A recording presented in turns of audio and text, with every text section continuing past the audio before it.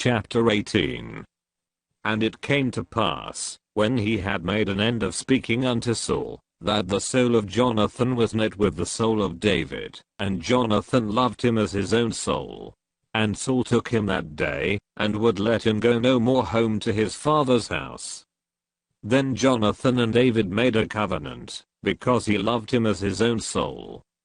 And Jonathan stripped himself of the robe that was upon him, and gave it to David, and his garments, even to his sword, and to his bow, and to his girdle. And David went out with us over Saul sent him, and behaved himself wisely, and Saul set him over the men of war, and he was accepted in the sight of all the people, and also in the sight of Saul's servants. And it came to pass as they came, when David was returned from the slaughter of the Philistine, that the women came out of all cities of Israel, singing and dancing, to meet King Saul, with tabrets, with joy, and with instruments of music. And the women answered one another as they played, and said, Saul hath slain his thousands, and David his 10,000s. And Saul was very wroth, and the saying displeased him, and he said, They have ascribed unto David 10,000s, and to me they have ascribed but thousands, and what can he have more but the kingdom? And Saul eyed David from that day and forward. And it came to pass on the morrow, that the evil spirit from God came upon Saul, and he prophesied in the midst of the house, and David played with his hand, as at other times, and there was a javelin in Saul's hand.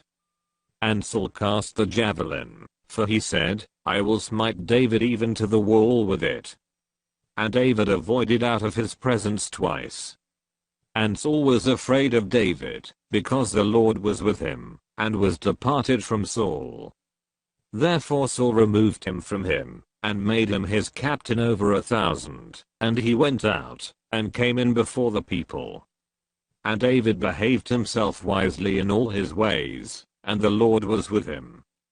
Wherefore when Saul saw that he behaved himself very wisely, he was afraid of him.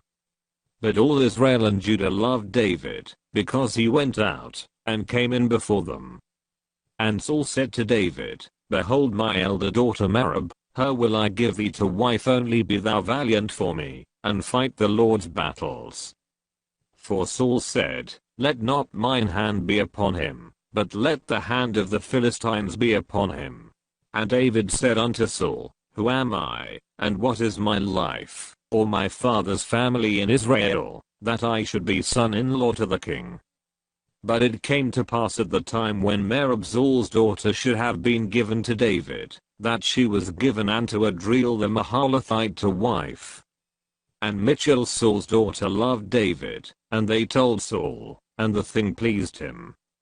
And Saul said, I will give him her, that she may be a snare to him, and that the hand of the Philistines may be against him. Wherefore Saul said to David, Thou shalt this day be my son-in-law in the one of the twain. And Saul commanded his servants, saying, Commune with David secretly, and say, Behold, the king hath delight in thee, and all his servants love thee, now therefore be the king's son-in-law. And Saul's servants spake those words in the ears of David. And David said, Seemeth it to you a light thing, to be a king's son-in-law, seeing that I'm a poor man, and lightly esteemed? And the servants of Saul told him, saying, On this manner spake David. And Saul said, Thus shall ye say to David, The king desireth not any dowry, but 100 foreskins of the Philistines, to be avenged of the king's enemies. But Saul thought to make David fall by the hand of the Philistines. And when his servants told David these words, it pleased David well, to be the king's son-in-law, and the days were not expired. Wherefore David arose and went, he and his men, and slew of the Philistines 200 men, and David brought their foreskins, and they gave them in full tale to the king, that he might be the king's son-in-law. And Saul gave him Michal his daughter to wife. And Saul saw and knew that the Lord was with David, and that Michal Saul's daughter loved him. And Saul was yet the more afraid of David, and Saul became David's enemy continually.